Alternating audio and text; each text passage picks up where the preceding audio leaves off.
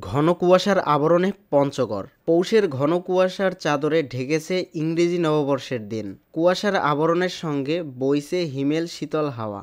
শৈত্যপ্রবাহ না হলেও বাতাসে বইছে কনকনে শীতের ঝাঁঝা। নতুন করে শীতের তীব্রতায় কাঁপতে শুরু করেছে উত্তরের শীতের জেলা পঞ্চগড়ের প্রান্তিক জনপদের মানুষ।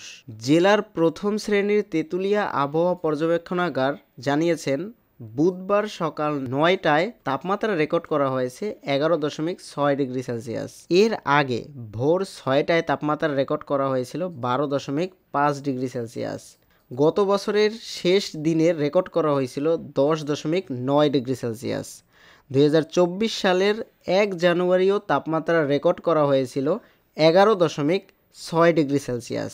বিদায়ী বছরের ১ জানুয়ারির সঙ্গে নতুন বছরের প্রথম দিনের তাপমাত্রার রেকর্ড মিলে গেল। সকালে জেলার বিভিন্ন এলাকা ঘুরে দেখা যায় ঘন কুয়াশায় ঢাকা উত্তরের এ জেলা। শহর ও গ্রামের সড়কগুলোতে বিভিন্ন যানবাহনগুলোর হেডলাইট জ্বালিয়ে চলাচল করতে দেখা যায়। গত ৪ দফায় শৈত্যপ্রবাহ গেলেও ছিল ঝকঝকে সকাল। শৈত্যপ্রবাহ কাটলেও ঘন কুয়াশা ও হিমবাতাসে নতুন করে শীতের বিপর্যস্ত হয়ে পড়েছে উত্তরের জনপদের মানুষ। গ্রামীণ এলাকাগুলোতে খড়কুটো জ্বালিয়ে শীত নিবারণ করতে দেখা গেছে।